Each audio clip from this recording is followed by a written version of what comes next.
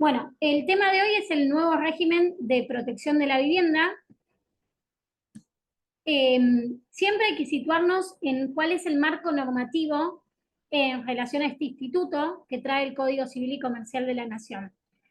Obviamente, a partir de la sanción del Código Civil y Comercial de la Nación, tenemos que tener en cuenta lo que es el principio de constitucionalización del derecho privado, que seguramente lo vienen escuchando desde la primera clase del seminario, que es esta importancia de tener en cuenta todo lo que es la normativa internacional de tratados de derechos humanos en torno al derecho privado, particularmente en la materia que nos compete, el derecho de familia. Entonces, obligatoriamente tenemos que tomar como referencia este derecho a la vivienda como un derecho humano fundamental que tiene toda persona a tener una protección especial para su vivienda. En el marco normativo hay que remitirnos necesariamente al primer antecedente que tenemos de este régimen de protección de la vivienda, que es la Ley 14.394, que en su articulado del 34 a 50 establecía lo que era el viejo régimen de bien de familia, que hoy es lo que se llama el régimen de protección de la vivienda, y la ley de Provincia de Buenos Aires, la 6.074. Ese es el marco normativo que nos trae a lo que hoy el Código habla como protección de la vivienda. Esperen que ahí entró otra persona, ahí le pasé lista. Hay dos personas más. Bien. Continuamos. Obligatoriamente también tenemos que remontarnos a la Constitución Nacional, que en su artículo 14 bis nos habla del régimen de protección integral de la familia y la defensa del bien de familia. Y, como ya les adelanté, con este principio de constitucionalización y convencionalización del derecho privado, a partir de la injerencia que tienen los tratados internacionales de derechos humanos, obviamente el artículo 75, inciso 22, en donde vamos a ver que en diversos tratados internacionales se habla de este derecho a la vivienda como un derecho humano fundamental que tiene toda persona. Concretamente en el Código Civil y Comercial de la Nación, yo ahí les puse, por un lado, la protección de la vivienda a nivel general, que son los artículos que vamos a ir analizando en particular en la clase de hoy, pero también la protección de la vivienda en el marco de una relación de matrimonio, que esto seguramente lo habrán visto cuando vieron matrimonio, y lo mismo en las uniones convivenciales.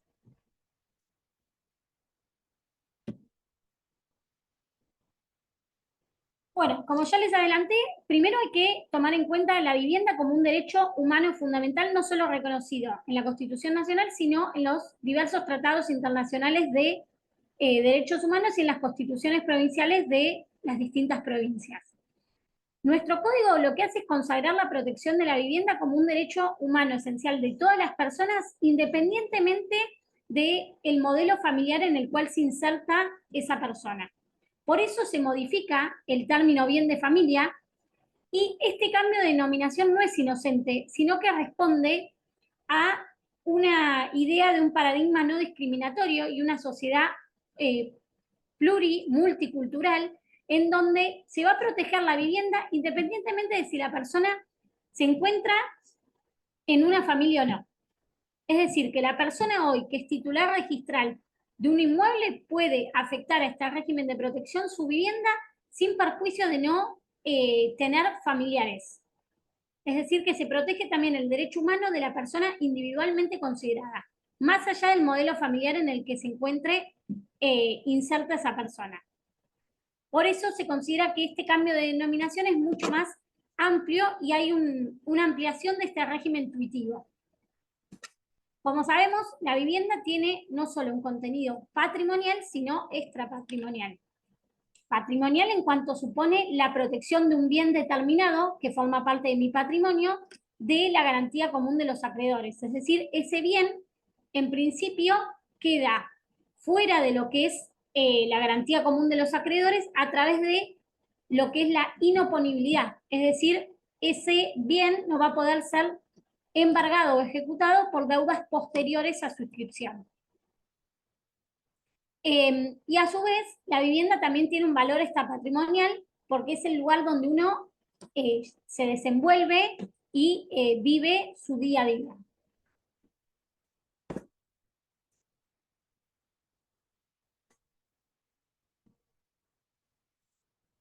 Esta protección que vamos a ver no excluye otras protecciones que tiene a través de distintas disposiciones legales que vemos en el articulado del código. Por ejemplo, el asentimiento que se tiene que dar conyugal o en el marco de las uniones convivenciales para cualquier acto de disposición que se quiera hacer sobre la vivienda o los muebles indispensables. Por ejemplo, en el marco de un divorcio, a quien se le atribuye la vivienda como uno de los efectos del divorcio. Lo mismo en los casos de cese de la convivencia, también se puede atribuir el uso del hogar a uno de los convivientes. Otro caso sería a quien se le atribuye la vivienda en caso de muerte de uno de los convivientes o determinar la indivisión forzosa de ese bien en el marco de una sucesión. Son distintas protecciones que también establece el código y no excluye todo lo que vamos a ver hoy. En cuanto al análisis de la protección de la vivienda, podemos hacerlo desde dos puntos distintos. Por un lado, las relaciones internas y por el otro, las relaciones externas. Las relaciones internas hacen al marco del núcleo familiar, es decir, tanto en el matrimonio como en las uniones convivenciales. En cambio, en las relaciones externas hace alusión a la relación con terceros, que podrían ser eventuales acreedores de quien es titular de esa vivienda que se está afectando al régimen de protección de la vivienda. Dentro de lo que son las relaciones internas tenemos que tener en cuenta el asentimiento, que es este requisito que se requiere para poder disponer sobre la vivienda y los muebles indispensables que se encuentran en ella, a quién se le atribuye la vivienda, también la incidencia que tiene la vivienda como una de las pautas para fijar la cuota alimentaria. Y dentro de las relaciones externas hay que distinguir entre los acreedores de causa o título anterior y acreedores con causa o título posterior y los supuestos especiales de acreedores del 249 que después vamos a ver. Porque, como dijimos, en principio, la afectación de la vivienda, este régimen de protección de la vivienda, no afecta a aquellos acreedores que hayan contraído su crédito con anterioridad. Es decir, que aquellos acreedores que su derecho de crédito nació con anterioridad al momento en que se afecta la vivienda, este régimen de protección, sí van a poder cobrar sus créditos sobre esa vivienda. En cambio, aquellos acreedores de causa o título posterior, no, porque ese bien queda fuera del comercio a partir de su afectación y no va a poder ser ejecutado ni embargado por deudas posteriores, salvo las excepciones de aquellos acreedores particulares del 249 que después vamos a ver.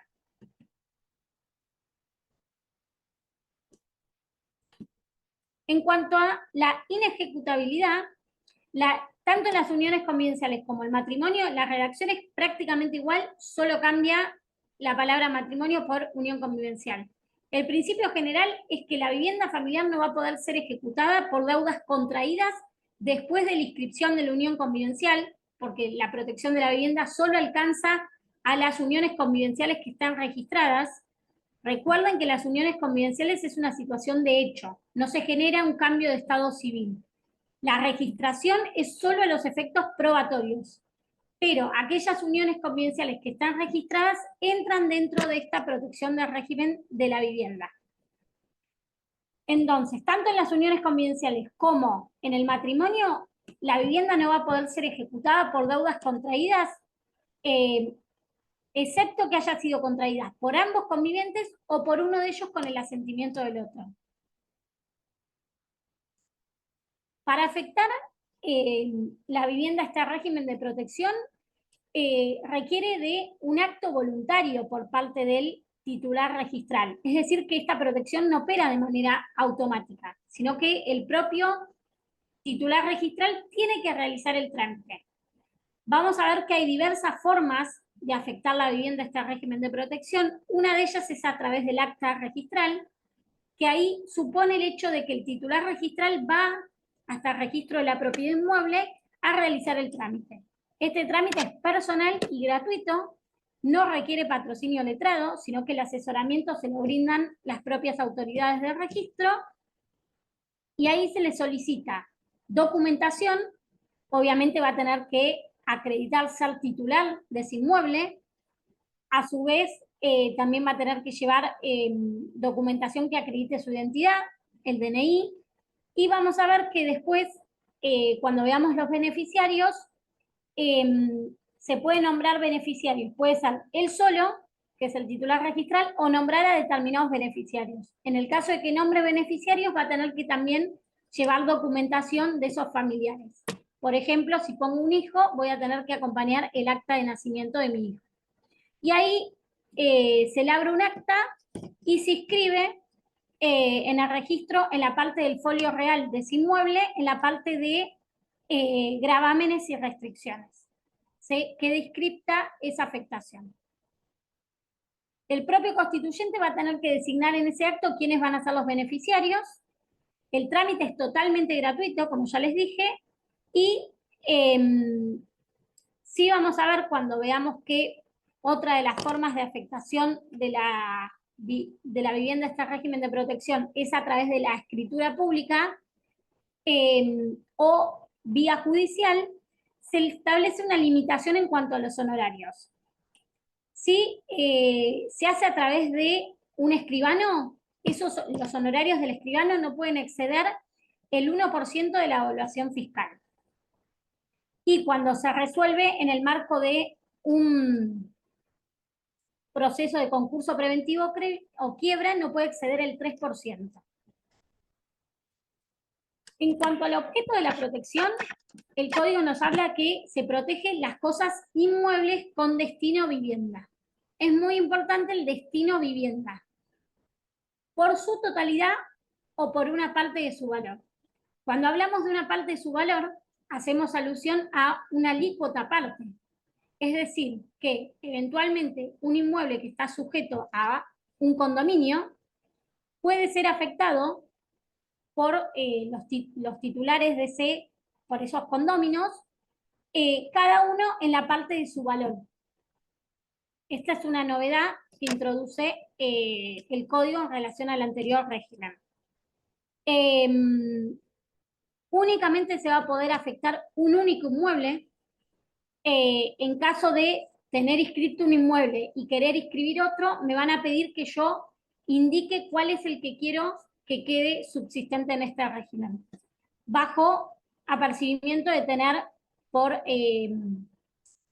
acreditado en este régimen el que inscribí en primer término.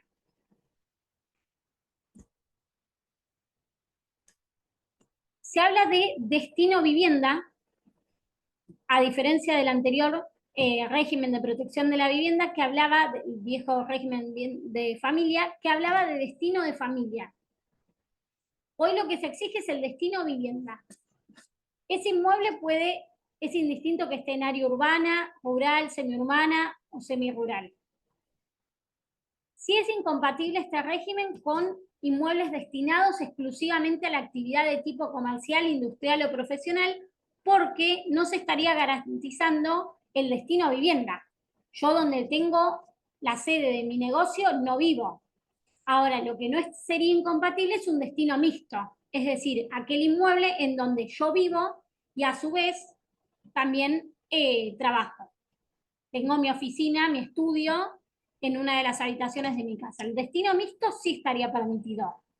Sería incompatible afectar un inmueble que esté únicamente destinado a actividades de tipo comercial, industrial o profesional.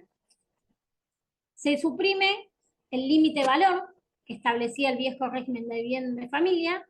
Únicamente subsiste para los inmuebles rurales, en donde se establece que no puede exceder la unidad económica. Acá se da esta limitación en el entendimiento de que se habla de la unidad económica como aquella extensión de tierra que sería compatible con las técnicas agrícolas ganaderas. Acá lo que se busca es que no se genere una situación de abuso del derecho en donde uno afecte grandes cantidades de hectáreas de un inmueble rural para generar una situación de aprovechamiento y contraer deudas, total no van a poder ser ejecutadas sobre ese bien. Entonces lo que se busca es no generar una situación de fraude o de abuso del derecho en el entendimiento de que no se estaría cumpliendo con el requisito de la habitación efectiva en esas grandes extensiones de tierra. Entonces, para los inmuebles rurales sí hay un límite en cuanto a que no exceda la unidad económica. Esto ya lo hablamos. En cuanto a los efectos que produce la inscripción, están establecidos en el artículo 249 a 250, que lo que dice es que el bien inmueble pasa a quedar fuera del comercio desde el momento de su inscripción. Entonces pasa en un estado de indisponibilidad. Se desplaza ese inmueble de la garantía común de los acreedores y no va a poder ser enajenado y tampoco grabado sin previa desafectación o cumplir con el requisito del asentimiento por parte del otro cónyuge o conviviente. Entonces, el principio que produce es que no va a poder ser ejecutado ni embargado por deudas posteriores a su inscripción, salvo las excepciones de los acreedores del 249 que después vamos a ver.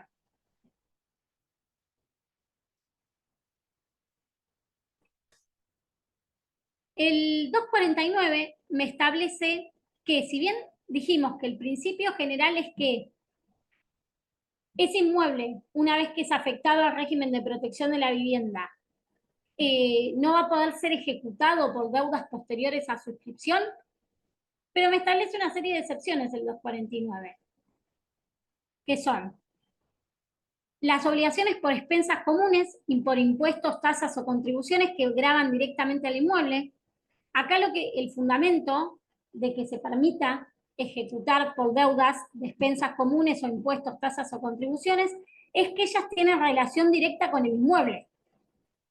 Y en el caso de las expensas, hacen al régimen propio de la propiedad horizontal y la importancia que tienen las expensas para el sostenimiento del régimen. Es por eso que van a poder ejecutarse por esas deudas.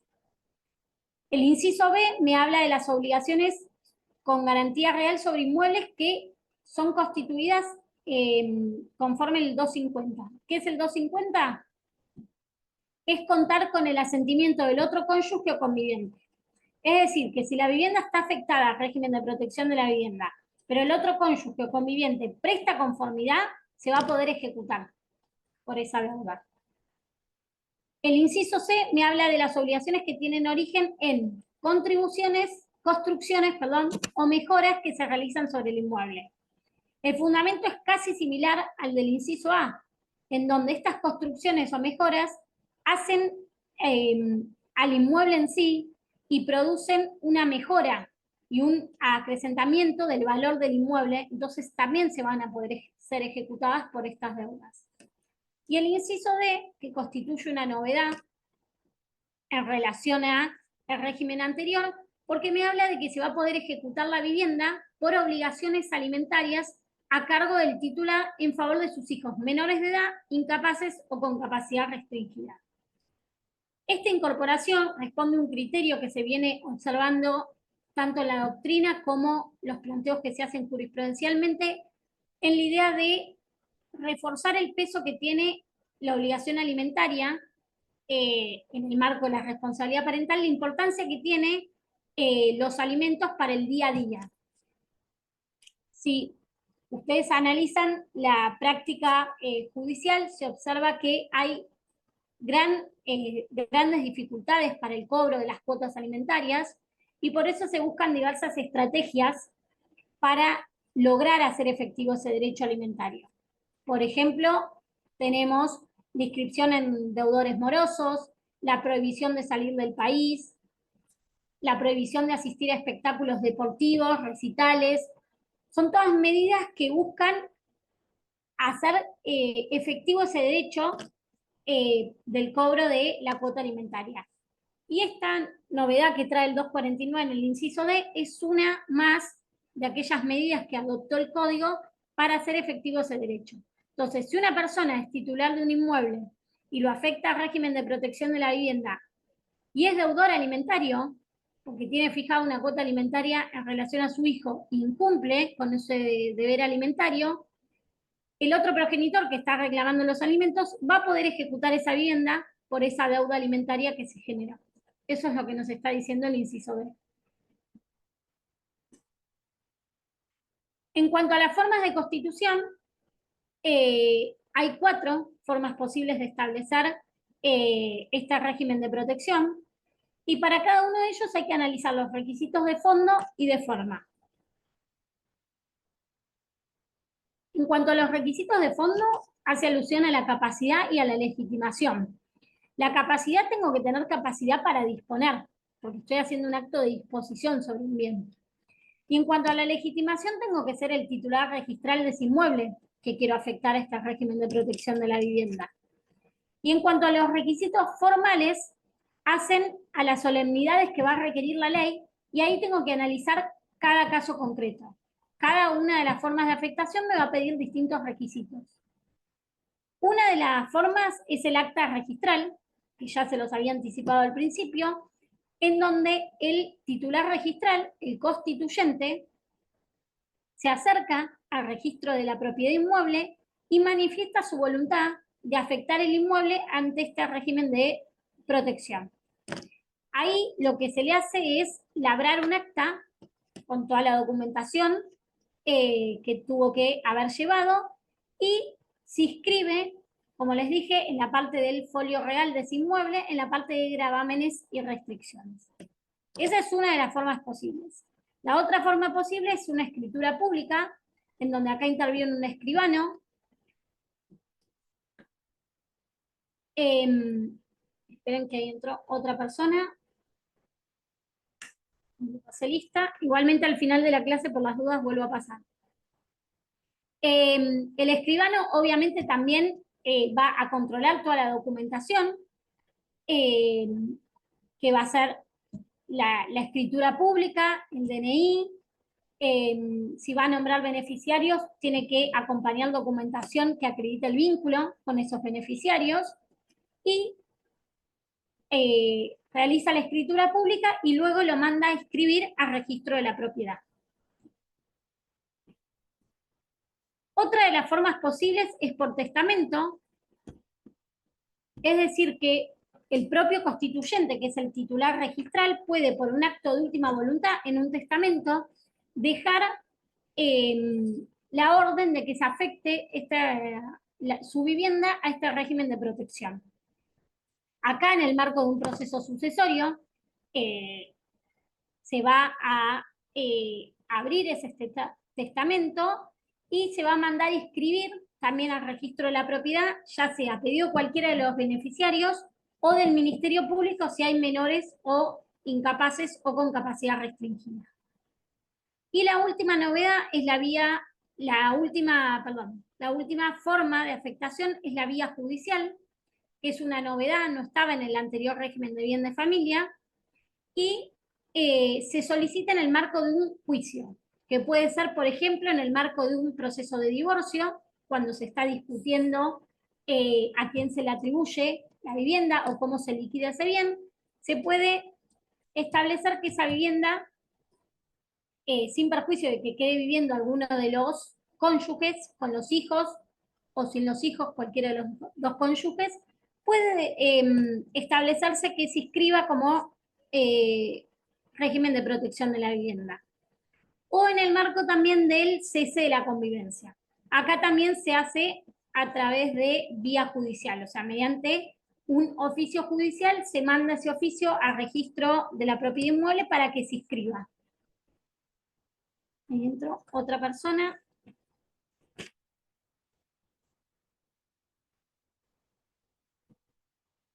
Bueno, en cuanto a la naturaleza jurídica de la afectación, se discutió en la doctrina cuál es la naturaleza jurídica de la afectación de la vivienda a este régimen de protección.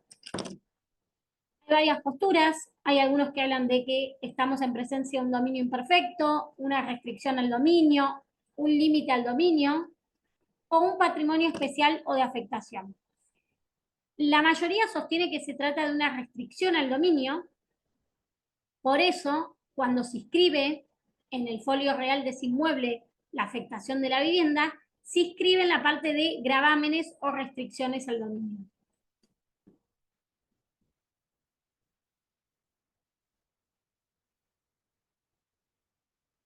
El 246 lo que hace es establecer quiénes van a poder ser los beneficiarios de este régimen de protección de la vivienda.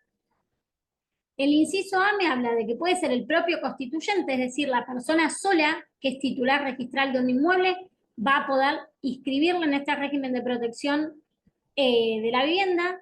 También lo va a poder nombrar como beneficiario al cónyuge, al conviviente, a los ascendientes o descendientes.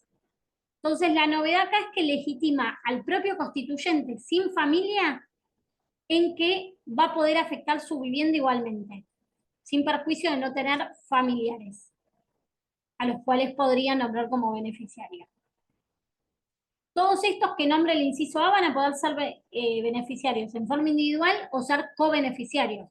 Se puede nombrar, por ejemplo, como beneficiarios a la cónyuge y a los hijos, o al conviviente a los hijos, y también a los padres de este titular registral. Y el inciso B me habla de los beneficiarios secundarios, los del inciso A serían los beneficiarios primarios, en cuanto establece que van a poder ser los parientes colaterales dentro del tercer grado que convivan con el constituyente. Solo se van a poder nombrar a los beneficiarios secundarios si no hay beneficiarios primarios. Y se tiene que dar el requisito de la habitación efectiva para que opere la protección. Es decir, que o el propio constituyente o alguno de los beneficiarios tiene que vivir en la vivienda para que subsista esta protección, porque recuerden que tiene que estar garantizado el destino a vivienda y la habitación efectiva.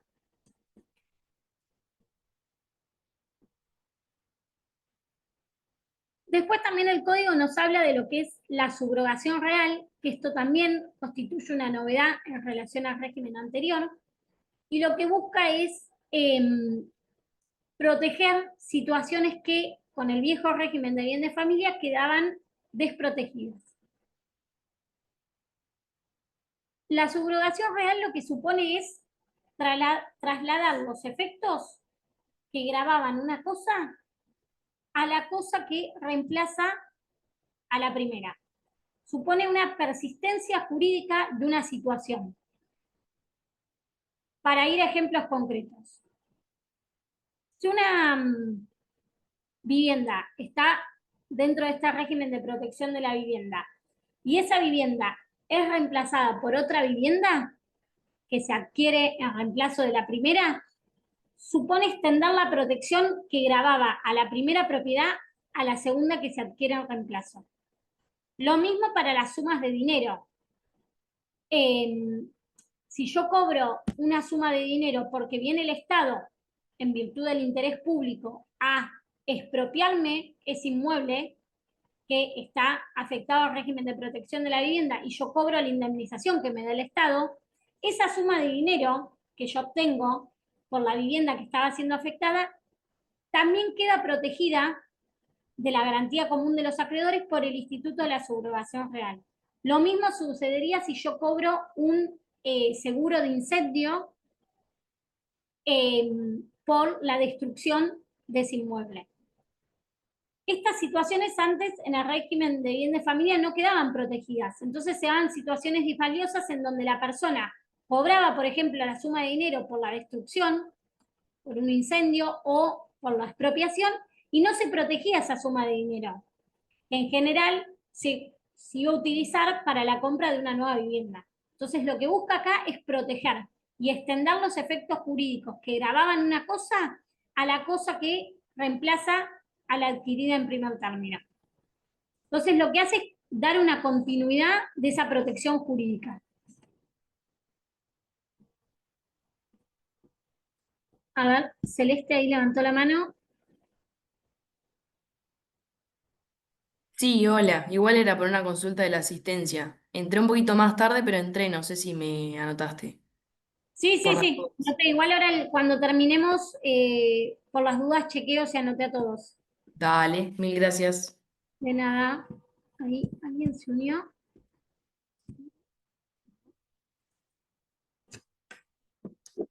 Bueno, continuamos. La desafectación lo que hace es producir la cancelación de esta protección y beneficia a la totalidad de los acreedores, ya sean de causa fuente anterior o posterior. Lo que hace es sacar ese inmueble de este régimen de protección de la vivienda. Y ese inmueble se introduce nuevamente al mercado como garantía común de los acreedores. Por eso hay que distinguir entre lo que es la desafectación y la inoponibilidad. La desafectación produce la cancelación en el registro de este régimen de protección y beneficia a todos los acreedores, porque el bien queda nuevamente en el comercio y va a poder ser ejecutado por cualquiera de los acreedores, de causa título anterior o posterior. En cambio, la inoponibilidad supone que, si bien este régimen de protección de la vivienda no permite que sea ejecutado por deudas posteriores al momento en que se afectó, aquellos acreedores de causa o título anterior no los afecta. Por eso les es inoponible a esos acreedores de causa o título anterior. La desafectación va a poder ser realizada por el propio constituyente, por los herederos, si toman la decisión con respaldo de la mayoría, por la mayoría de los condóminos, si el inmueble está sujeto a régimen de condominio, computada en base a su alícuota parte. O por cualquiera de los interesados, como podrían ser algún acreedor que tenga derecho a cobrar su crédito y obviamente para que proceda la desafectación y cancelación en el registro, no tienen que subsistir los recaudos que hacen a la constitución de este régimen de protección. Es decir, no tiene que estar garantizada la habitación efectiva, ya sea por el propio constituyente, que es el titular registral, o por alguno de los beneficiarios. Si subsisten los requisitos, no se va a poder pedir la desafectación.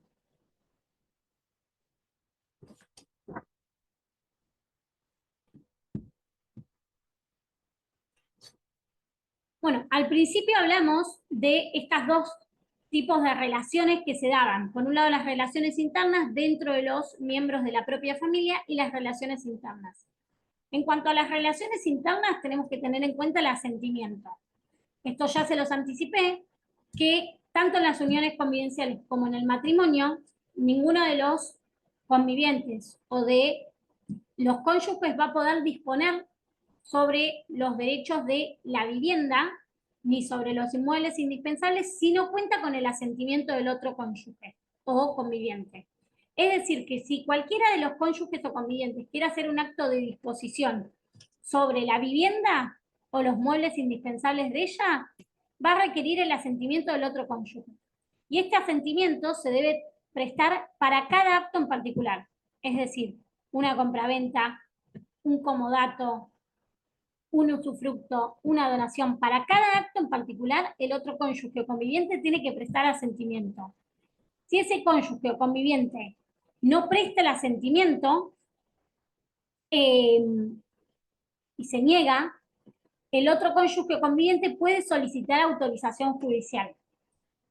Si el otro cónyuge, por ejemplo, está ausente, es una persona incapaz o con capacidad restringida y y tiene la incapacidad declarada para actos de disposición sobre los bienes, bueno, al otro cónyuge o conviviente no le va a quedar otra alternativa que pedir la autorización judicial para poder disponer de ese bien.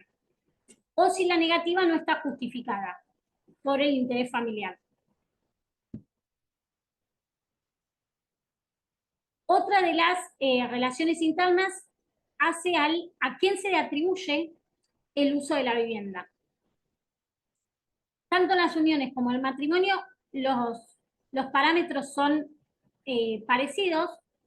¿A quién se le atribuye el uso de la vivienda? En el cese de la convivencia o en el marco del divorcio se va a analizar a quién se le dio el cuidado de los hijos menores de edad o con capacidad restringida, o por ejemplo se acredita extrema necesidad ese conviviente o ese cónyuge para proveerse por sí mismo una vivienda. También en el marco del matrimonio amplía un poco más las pautas al analizar el estado de salud y edad de los cónyuges, los intereses de otras personas que puedan vivir en el grupo familiar. Son distintas pautas que me da el código para establecer a quién se le va a atribuir el uso de la vivienda en el marco de un cese de la convivencia o de un divorcio.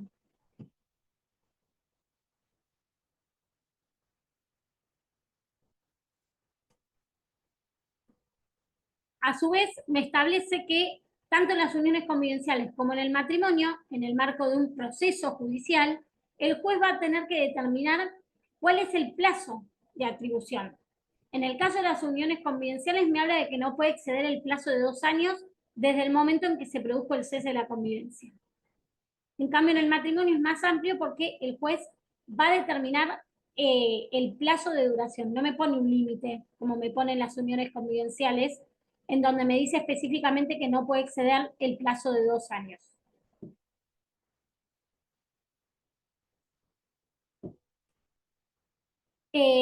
¿Cuándo cesa esta atribución en favor de uno de los cónyuges o convivientes? Si se cumplió el plazo que estableció el juez, si cambiaron las circunstancias que se tuvieron en cuenta, es decir, ese cónyuge o conviviente al que se le atribuyó la vivienda está en condiciones económicas de procurarse por sí mismo una vivienda, entonces, bueno, cambiaron las circunstancias que dieron origen a que se le atribuya a ese cónyuge o conviviente. O si opera alguna de las causales de indignidad, que son las previstas en el 2281 del Código. En caso de muerte, tanto el conviviente como el cónyuge puede, en el caso del conviviente, que carece de vivienda propia o de bienes suficientes o medios económicos para acceder, puede pedir el derecho real de habitación de ese inmueble de manera gratuita, pero nuevamente por un plazo máximo de 2 años. En cambio, en el matrimonio puede oponerse a que esa vivienda sea sujeta a la partición, o puede pedir que se le atribuya en su lote, que se le adjudique en su lote cuando se haga la partición. ¿Cuándo va a cesar la atribución? En el caso de la unión convivencial, cuando constituye una nueva unión convivencial, contrae matrimonio o adquiere una vivienda propia o bienes suficientes para acceder a una vivienda.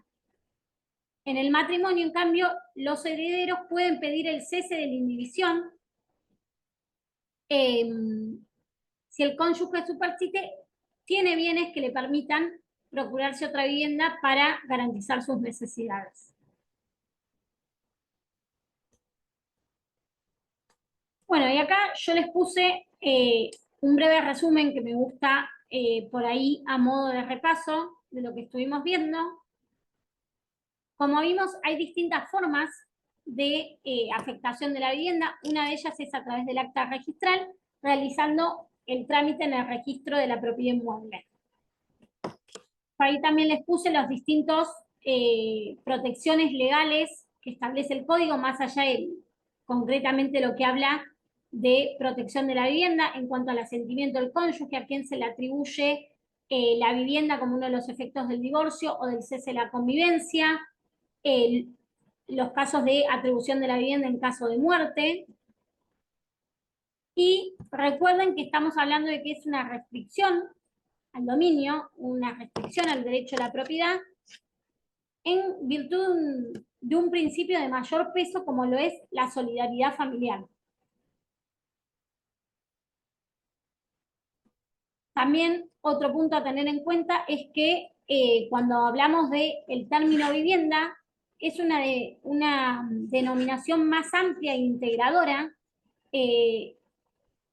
bajo un paradigma no discriminatorio, en donde busca dar respaldo y protección a una situación que se viene viendo cada vez más frecuentemente en la sociedad, de aquellas personas solas que deciden no formar familia y que bajo el viejo régimen bien de familia quedaban desprotegidas por no poder afectar su vivienda por no tener una familia a este régimen de protección. Entonces, este término vivienda es mucho más integrador y más beneficioso en cuanto a este régimen de protección.